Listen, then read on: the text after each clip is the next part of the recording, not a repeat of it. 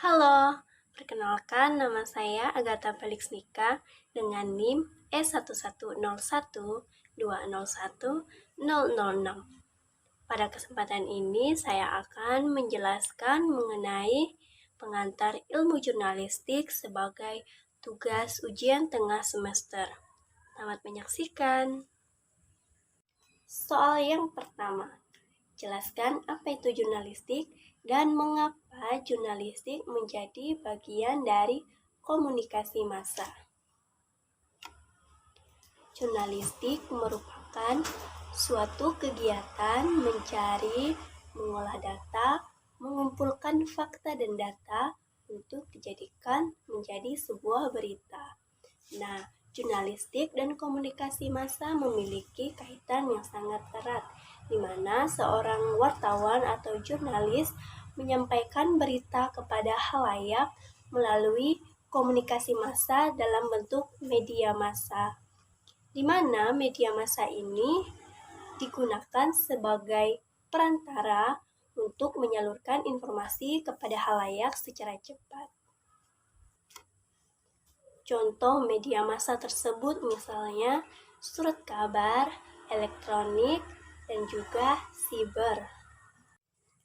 Pada soal nomor 2 ini, saya akan menjelaskan mengenai perkembangan dan sejarah jurnalistik.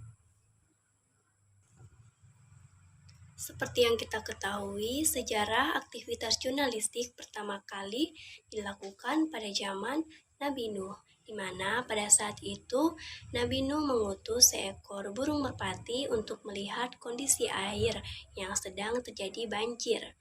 Nah, ketika burung itu kembali, dia membawa dahan pohon zaitun, sehingga Nabi Nuh menyimpulkan jika air sudah mulai surut.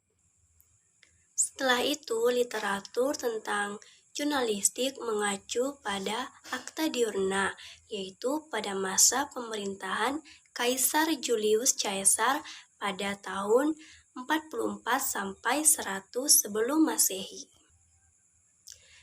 Dari kata diurnal dalam bahasa Latin yaitu harian atau setiap hari. Kemudian diadopsi ke bahasa Perancis menjadi devoir.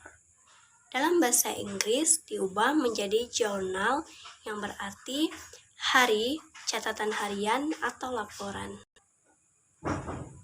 Dari kata diurnali muncul kata diurnalis dan jurnalis yang artinya wartawan.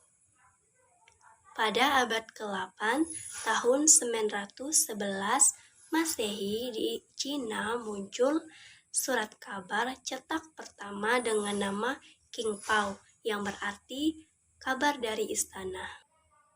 Kemudian sejak ditemukannya mesin cetak oleh John Gutenberg tahun 1940,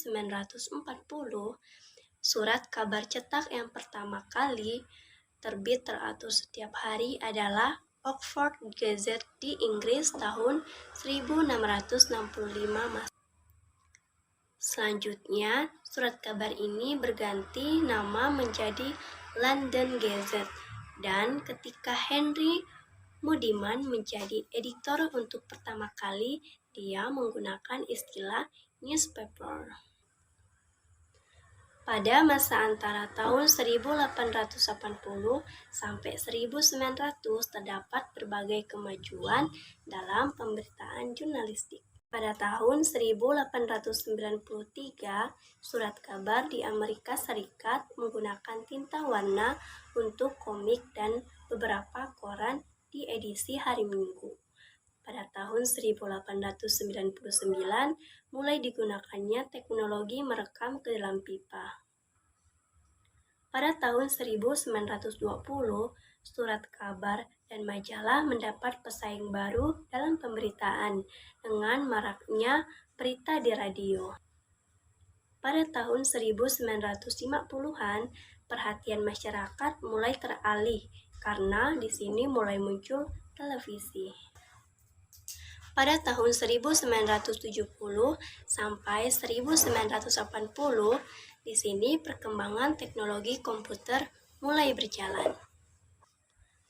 Kemudian, Pada tahun 1990-an, penggunaan teknologi tidak terbatas di ruang redaksi saja, melainkan sudah meluas di lingkungan sekitar masyarakat. Pada tahun 2000-an, muncul situs-situs pribadi yang memuat laporan jurnalistik pemiliknya, atau disebut dengan weblog atau blog saja.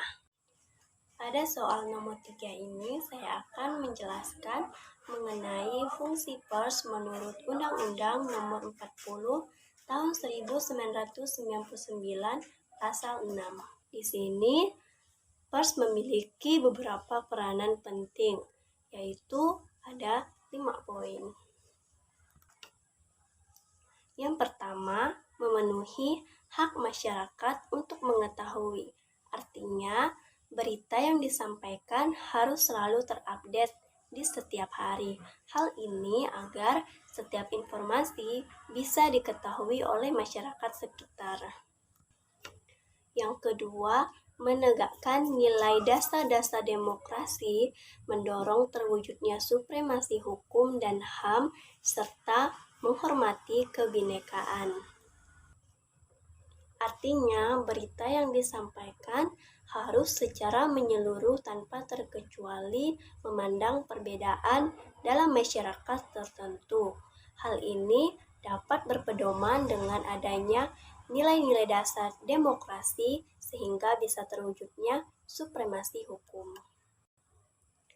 Yang ketiga, mengembangkan informasi umum berdasarkan informasi yang tepat, akurat, dan benar. Artinya, berita yang disampaikan harus akurat, benar, dan tepat tanpa rekayasa dari pihak manapun. Yang keempat, melakukan pengawasan, kritik, koreksi, dan saran terhadap hal-hal yang berkaitan dengan kepentingan umum. Artinya, berita yang disampaikan harus dalam pengawasan pers. Hal ini untuk mengantisipasi adanya pelanggaran terhadap hukum. Yang kelima, memperjuangkan kebenaran dan keadilan. Artinya, berita yang disampaikan berlaku universal bagi semua orang dan dapat dipertanggungjawabkan kebenarannya. Pada soal nomor 4, saya akan menjelaskan mengenai 4 sistem pers dan negara yang menganutnya. Di sini saya membahas mengenai 4 sistem pers. Yang pertama, pers komunis, yang kedua, pers liberal, dan yang ketiga, otoriter, yang terakhir, pers tanggung jawab sosial. Yang pertama, pers komunis. Pers ini terbentuk karena dilatar belakangi oleh pemerintahan yang menitikberatkan penguasa tunggal atau satu orang, di mana suara pers harus sama dengan suara komunis. Dalam hal ini, pers memerlukan kebijaksanaan pers nasional untuk menjamin pelaksanaan kebebasan pers secara sesuai dengan kehendak negara. Dalam pers ini, komunikasi massa digunakan sebagai instrumen, di mana instrumen ini digunakan secara eksklusif sebagai instrumen propaganda. Nah, negara-negara yang menganutnya yaitu Cina, Rusia, Hungaria, dan Kroasia. Yang kedua yaitu pers liberal atau bebas. Dalam pers ini, kebebasan bukan lagi menjadi milik penguasa. Para wartawan bebas dari segala kontrol eksternal. Pers ini tidak memerlukan adanya kebijaksanaan dari pers nasional untuk menjamin adanya kebebasan pers. Sistem libertarian ini pertama kali dipraktikkan di Inggris setelah tahun 1668, kemudian menyeberang ke Amerika Serikat dan ke seluruh dunia. Tujuan dan fungsi media massa adalah sebagai pemberi penerangan, menghibur, menjual, namun yang terutama adalah menemukan kebenaran dan mengontrol pemerintah. Adapun negara yang menganutnya adalah Amerika Serikat dan Inggris. Yang ketiga, pers otoriter. Pers ini lahir pada abad ke-16 dan 17 di Inggris.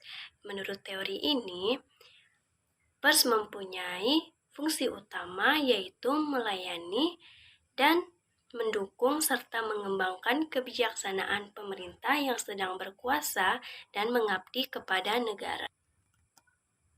Teori ini memiliki 4 asumsi dasar, di antaranya yang pertama, manusia tidak berdiri sendiri dan harus hidup dalam masyarakat. Yang kedua, kelompok lebih penting daripada individu. Yang ketiga, negara adalah pusat segala kegiatan, sedangkan individu tidak penting. Dan yang terakhir, pengetahuan dan kebenaran dicapai melalui interaksi sosial. Adapun negara-negara yang menganutnya yaitu Inggris, Polandia, Spanyol, Rusia, Jerman, Jepang, dan negara-negara lain di Asia dan Amerika Selatan. Yang terakhir yaitu pers tanggung jawab sosial. Teori tanggung jawab sosial mempunyai asumsi dasar bahwa kebebasan mengandung di dalamnya suatu tanggung jawab yang sepadan. Fungsi pers menurut teori ini yaitu melayani sistem politik dengan menyediakan informasi. Yang kedua, menjadi penjaga hak-hak perorangan dengan mengawasi pemerintah. Yang ketiga, memberi penerangan kepada masyarakat. Yang keempat, menyediakan hiburan. Dan yang kelima, mengusahakan akan biaya sendiri secara finansial. Sekian penjelasan saya mengenai pengantar ilmu jurnalistik. Mohon maaf bila ada salah kata. Semoga bermanfaat. Terima kasih.